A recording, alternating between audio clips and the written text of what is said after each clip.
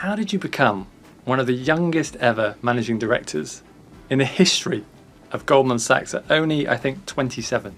One day, my then boss, Guy Seddenberg, came over on the trading floor, shook my hand and said, "Congratulations, you're becoming a managing director." Of course, the press loved it.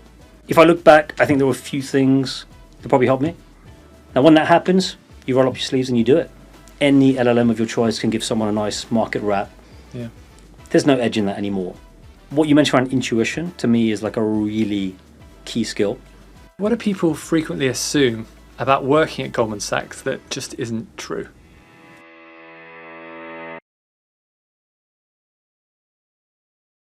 How did you become one of the youngest ever managing directors in the history of Goldman Sachs at only, I think, 27 years old? Okay, so you're going straight there. Now, Exactly. look, you asked me a question about something that happened well over 15 years ago, so my memory is probably a bit hazy. Look, I started at Goldman Sachs as an intern, as an analyst. I've been a lifer there. Now, look, I was young. I was quite junior. I was quite oblivious to this whole nominations process that happens around these types of promotions. We call it at Goldman Sachs cross-roughing.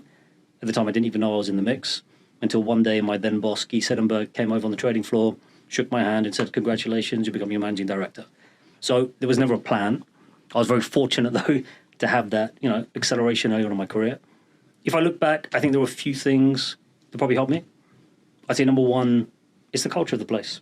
Okay, as soon as I hit that trading floor as an intern, felt that intensity, it was quite addictive, right? But what I think was very true at Goldman Sachs then, it has always been a place that is meritocratic.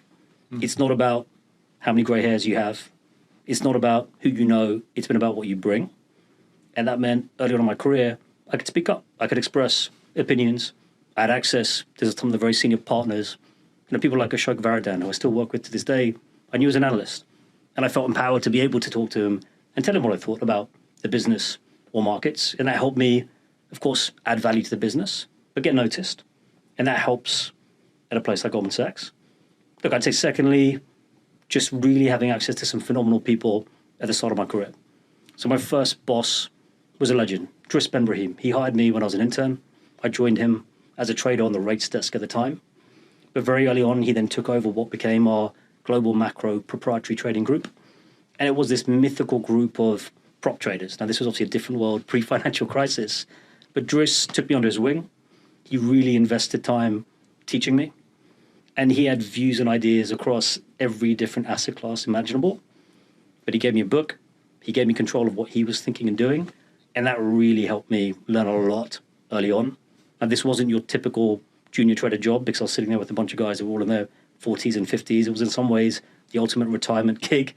But I was lucky to be there as an analyst. And he really helped me. And look, I only worked with him in reality for 4 years out of my now 22 odd years at Goldman Sachs. But it was very formative. And he's still like a big brother mentor to me now.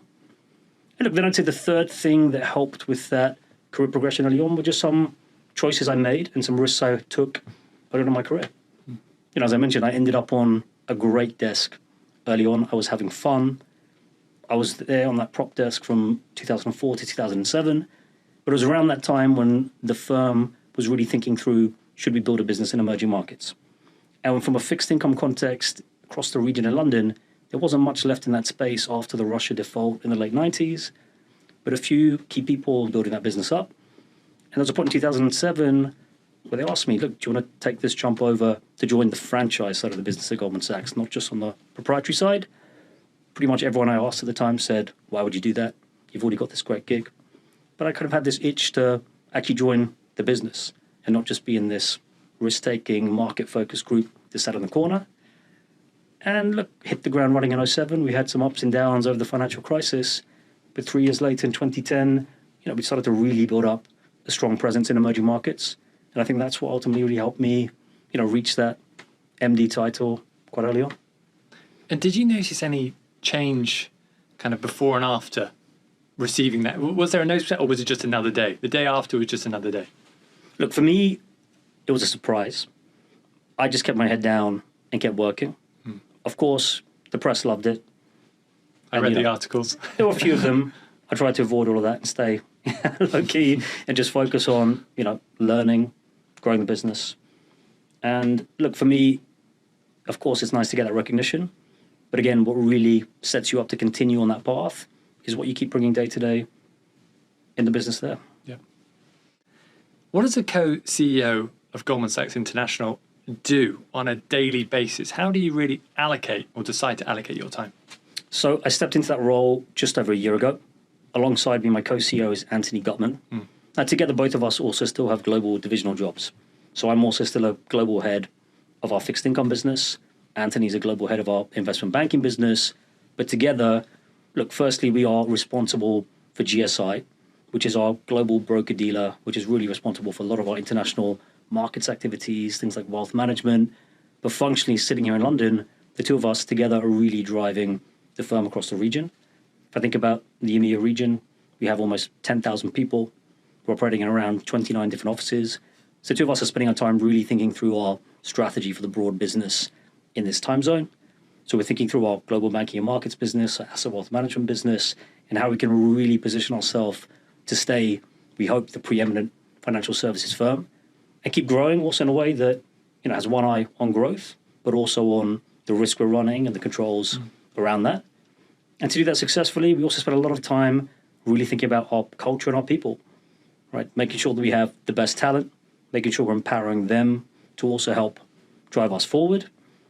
And look, it pulls us in many different directions. So when we then balance that with our divisional jobs, where, look, markets and fixed income, they've always been in my blood since I started at Goldman Sachs. So, look, we get pulled in various different directions. One of the key things is then how I manage my time.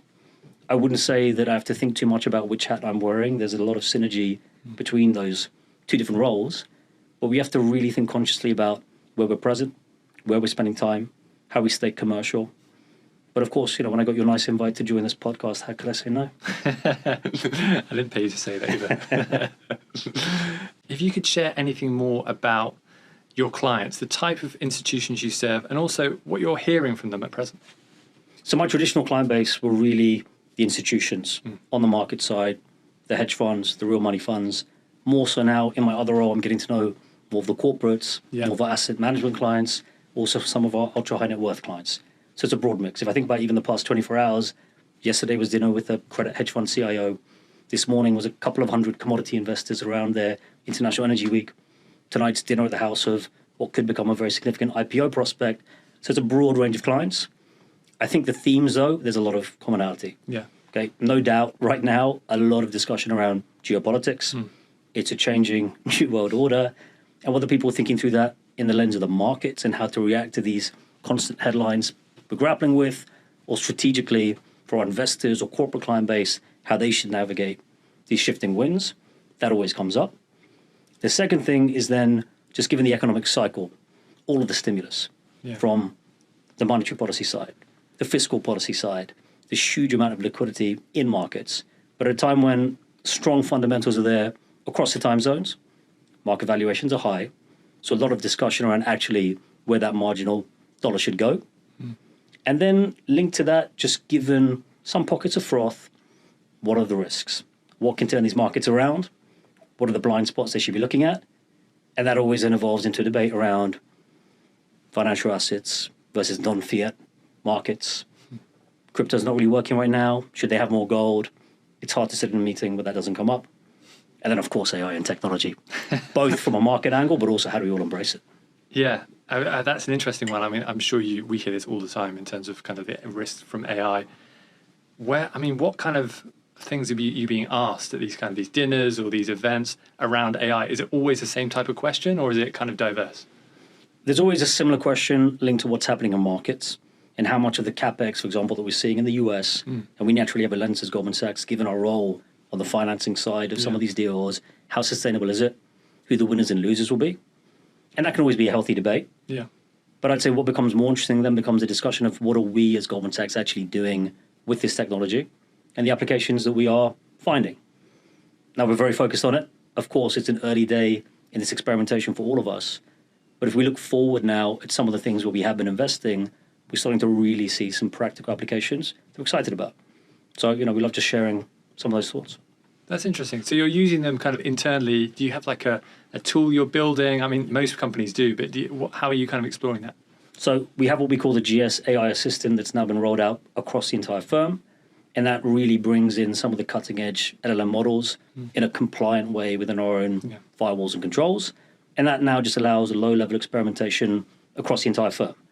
And we have to allow our people to experiment because we can't dictate everything top down. We need our people, especially those that are very tech savvy outside of the office, to come in and just find different ways of making their own jobs more productive or more efficient. When it comes to something that isn't AI, when it comes to building, human relationships, whether that's with clients or otherwise internally, what are some of the most important skills or traits you think you need to be successful? So I think there's some common themes, whether it's my teams and colleagues internally or if it's clients. I think for me, a very important one is being seen as someone that is trusted, transparent, and fair.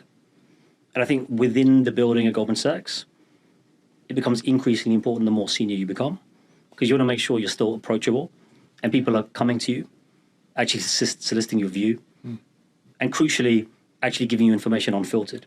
And you're not just getting the sanitized version, because you want to really keep an ear to the ground of what clients want, what the risks in the business are, what the opportunities are, and not just get the sanitized version. So I think you have to have an approach where people trust that what they tell you will get listened to.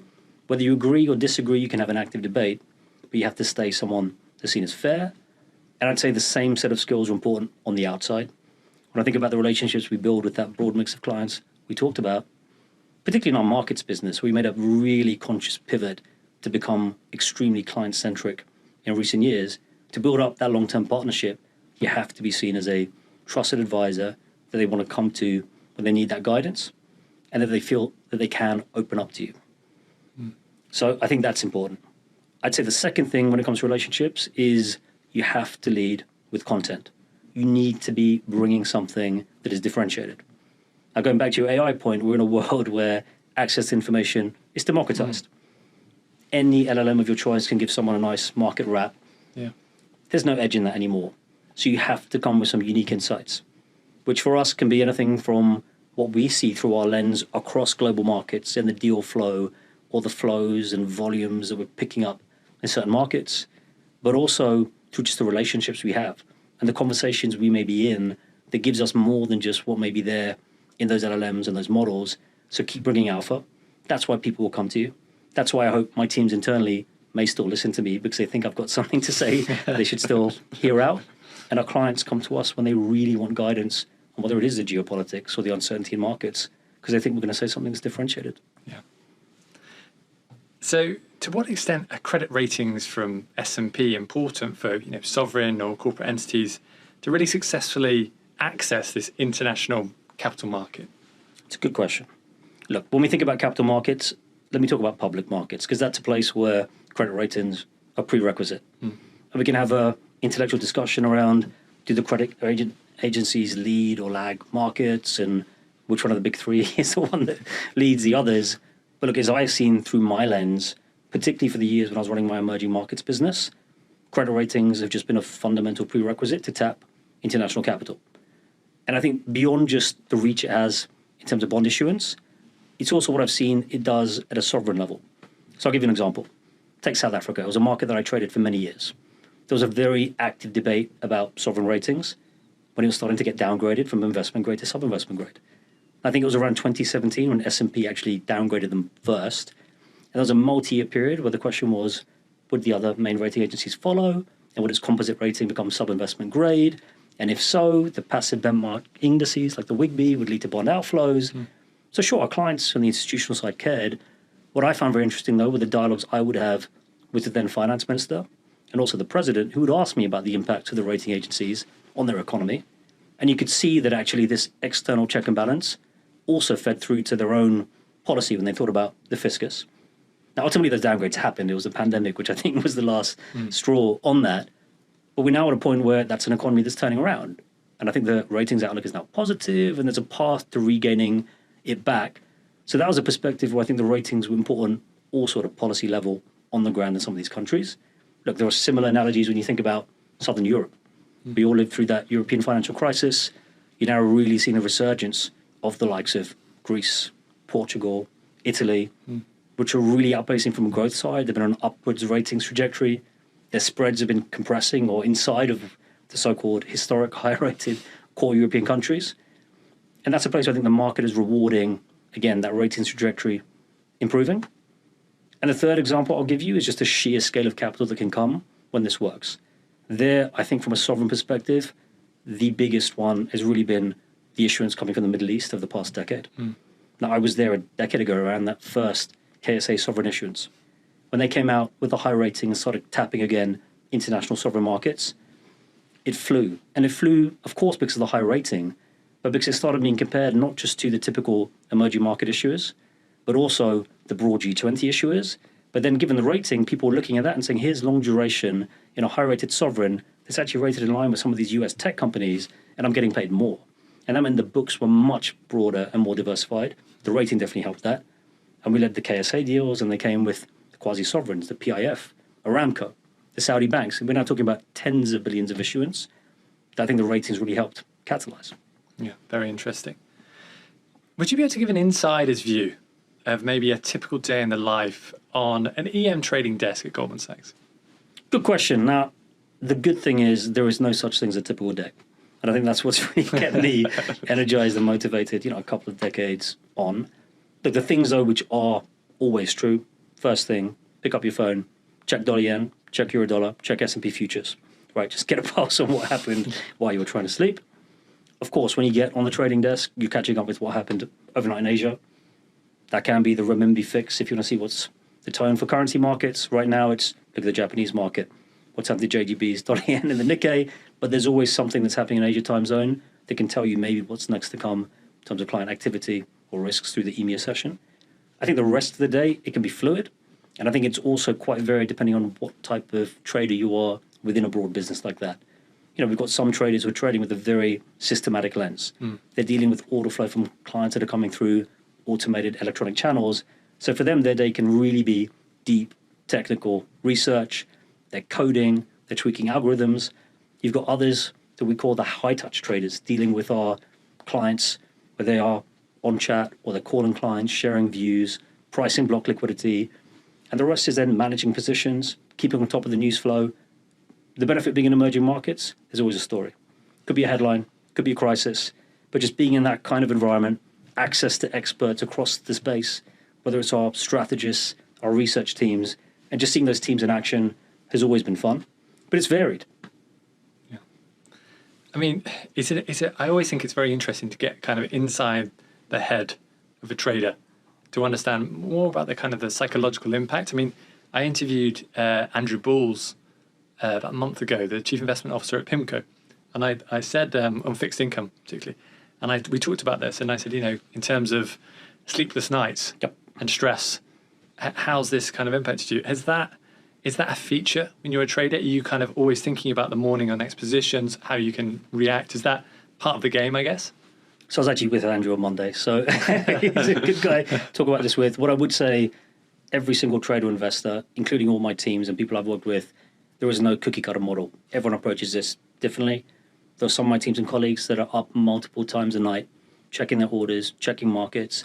I've got others that sleep like a baby, right? For me personally, to keep the resilience to do this a couple of decades in and to have that hunger every day to get at it, I do need to make sure I sleep well. And obviously, we're all obsessed about tracking these things now with our apps. So I can tell you firsthand, I've got no trouble sleeping at night. I've got my own. There you go. But the way I can do that is by really making sure I've got a great team that is up through the night, particularly those that are trading, the late session in the US or through early Asia hours that can watch out for what's significant. So I know that it's in good hands. I don't need to worry about it when I'm asleep. Typically, I can't change it anyway if I'm there. And it's very rare that there's something that's significant enough to have to do something in the middle of the night. Now, when that happens, you roll up your sleeves and you do it. So absolutely, when it was the Brexit night or the US elections, jumped in the car and I was in the office at 1 a.m. Okay, but these are things that hopefully don't happen too frequently. But it's important to look after yourself, because to do this and to be focused day in, day out, I think sleep is a very important part of that recovery. Yeah. You've got graduates coming into Goldman Sachs, knocking on the door, I'm guessing, frequently, trying to break into, particularly on the trading side. Is there something that's hard to teach a young trader that's difficult to learn just from a model or from a screen? Is there kind of a intuition? So, look, we get a fantastic crop of junior talent coming to the firm. And it's an increasingly broad range of profiles that we get from a growing list of schools. But most of them come with academic excellence from what they've done over the years. And of course, we always look out for others that may excel, whether it's sports or other types of activities. But what you never really know is how they may perform in a trading desk, right? And their just ability to think clearly, react under pressure, keep a level head. What you mentioned around intuition, to me, is like a really key skill. And of course, you can look at someone's CV and see that they've got excellence. But really looking at that book smarts and that intuition is, I think, something that you can only really see in terms of how someone behaves. And in an environment like a trading floor, that's different to maybe sitting there, in a school or a university. Look, that's why for us, we really like to have our talent spend time with us. My own way of getting integrated to the firm was a 10-week internship where I could really get tested out. And people could see not just what I knew, but how I react to that next bit of information and intuitively, what's my play? They were asking me brain teasers back then. Those brain teasers don't work because everyone now knows the answer, or no LM is going to tell them it. Like how many tennis balls can you fit in a Boeing 747? There are all these classics, okay? But we have to keep innovating in terms of how we test that new crop of talent on that intuition. But I think that is a key one. Look, and then alongside that comes that resilience that I mentioned, and also the grit, right? Because there's always going to be ups and downs and testing times, right? But you want someone that can really persevere, grow the business, be there for our clients, and keep a level head when they're managing risk. It's interesting. I've heard a couple of hedge funds who are starting to look at graduates who come from a more arts background, kind of future-proof. So theatre studies, drama, etc., which is, when I was coming through, would have never been an option. But it's interesting to see how there's like kind of diversity of your skills and your background is now almost embraced in the modern kind of graduate intake. Absolutely. I think historically people would say an economics or STEM background lends itself to finance. Look, those are important skills, but we really do try and think expansively. I was a mathematician, my wife's a classicist. We have lots of debates around what's the right education for our kids. Look, it's a rapidly evolving world, right? But, I do think it's something to think through. The education of the next generation of talent is going to have to change and keep pace with all of this. What do people frequently assume about working at Goldman Sachs that just isn't true? Good question. I should probably ask you what you assume, but I'd say, look, from my side, Goldman Sachs has a reputation for excellence. Okay, that's something that's always been there. It's in one of our core values. And we have a lot of highly motivated, driven people. So there's almost an assumption often that people are going to be aggressive and really trying to fight to be number one. And I think for me, one of those key things that I mentioned when I referenced culture earlier was just how collegiate the place is. Every company talks about teamwork. For Goldman Sachs, I really feel it. And I think some of this really comes down to the legacy of what we were, which was a private partnership. Now, it's been over 26 years since we've been a public company, but we've really fought hard to keep that collective partnership culture in what is now a much larger global firm. Look, I'm also one of the co-chairs of our partnership committee, so I'm very hands-on with how we think through that culture piece. But I think that shared ownership of the senior levels of the firm, that interconnected nature across our different offices and businesses, just means that our approach, whilst everyone is focused on how to remain at the front, it's done in a very team-oriented way. We have our committees, we have our processes, we keep nimble, but we also gain a consensus. And I see it through my own roles over the years. In my global FIC role, I've got 2 co-heads. In my GS International role, I've got a co-CEO. Almost all of our leadership positions are done collectively. And that's something which often people on the outside don't naturally assume. Can you talk a bit about Empower? So what's the goal of this organisation, and also what are you doing within it? So Empower is an emerging markets foundation. I've been involved in it for quite some years. It's been going now for 25 years. It was set up by people like me that had actually come from the finance industry, having traded or invested in emerging markets. And it was their way of giving back. Now, the way Empower works is it operates in 15 different countries across the emerging world, and it tries to identify grantee partners on the ground in communities that can really help with the livelihoods of young people.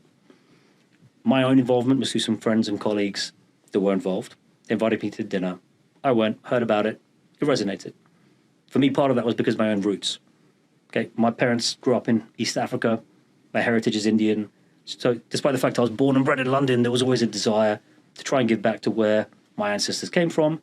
And also having traded emerging markets for many years, there was also a desire to give back. So this was a fit. And it was great to actually see my peers in the industry, my clients, also involved. So I got more involved. I joined the board. There was in a period just at the start of 2020 where they asked me to become the chair of the board here in the UK. Then the pandemic hit. So we had some fun few years really trying to help steer the organization through that time and pivot from those large gala dinners to ways of raising funds through these virtual channels, but also to help our grantee partners at a time of need, given all the stresses, particularly in the emerging world. For me, it's been a fantastic way of actually doing something constructive with my colleagues in the industry. It's now a large global organization. Last year, I became the chair of our leadership council. So it's one that I'm passionate about. It's one where I support myself personally. It's got a fantastic team, and they really have impact. I think now over the 25 years, they've affected the lives of over 1.1 million young people. So it's been a real passion of mine. Fantastic. So a couple more questions, maybe a bit easier. So what are your favourite finance TV shows or movies? We've got industry. Everyone seems to talk to me about industry recently. But then we've got the old school ones like Wall Street or Billions, or is it just something else entirely? Or do you not watch this kind of stuff because it's your job? Look, when I was young growing up, of course I watched Wall Street. I watched The Boiler Room, okay? I didn't know much about finance. That was a glimpse into it. So, of course, it piqued your interest. I haven't rewatched them. I probably should. Let's see if I still think whether they're good or they're not. Look, as for industry, I've seen it. I'm watching it. I'm still working my way through the new series. Of course, you can see elements that reflect part of the reality of actually what we do in this industry. And then there's a whole lot that is totally dramatized. And I think increasingly so as they keep trying to get one more season with a lot of typical cliches, mainly the British Indian fixed income trader, right? So that's probably where I think the similarities end, right? So look, I think it's a bit of light-hearted viewing. Definitely not a fair, balanced reflection, I think, of actually what happens. Yeah, totally. Finally, if we imagine a world, without finance, without Goldman Sachs, God forbid, what would your dream pursuit or your dream career be in, an alternative life? It's a good question. It's not one where I've ever had a great answer. I stumbled into this career, but I found that calling. So I hope I don't have to think about the alternative. If I look back at what my path could have been, look, my parents were immigrants to this country, and with that typical mentality, my mum wanted me to be a doctor. I have a lot of respect for that profession. It's very noble and honourable. I don't think it was one for me. My dad wanted me to go into, at the time, what he called IT. Now, one of my side hustles when I was young was helping internet companies, and I was coding websites, and this was really into that peak of that dot-com boom, but I didn't go that route. Right, I went and I studied maths, not computer science, and then ultimately found finance. Now, I felt good about that when the dot-com crash happened, and obviously that space was a bit more challenged. I now look at that tech space and think, yeah, maybe that was a good alternative where I could have actually gone deeper in that space. Look, otherwise I think it would have to be something totally left field and different. I spent quite a few years, as my friends know, quite deep in a property renovation that just cascaded out of control. But spending time looking at those architects' drawings and trying to micromanage parts of that project, open up, that even maybe architecture could have been something that I'd like to apply myself to. But, I'm very happy that I am here in finance. Unfortunately, I know the exact feeling you're talking about because I've done a couple of it in my time as well. But anyway, Kunal Shah, thank you so much for your time and thanks for joining us today. Joe, it's been a pleasure.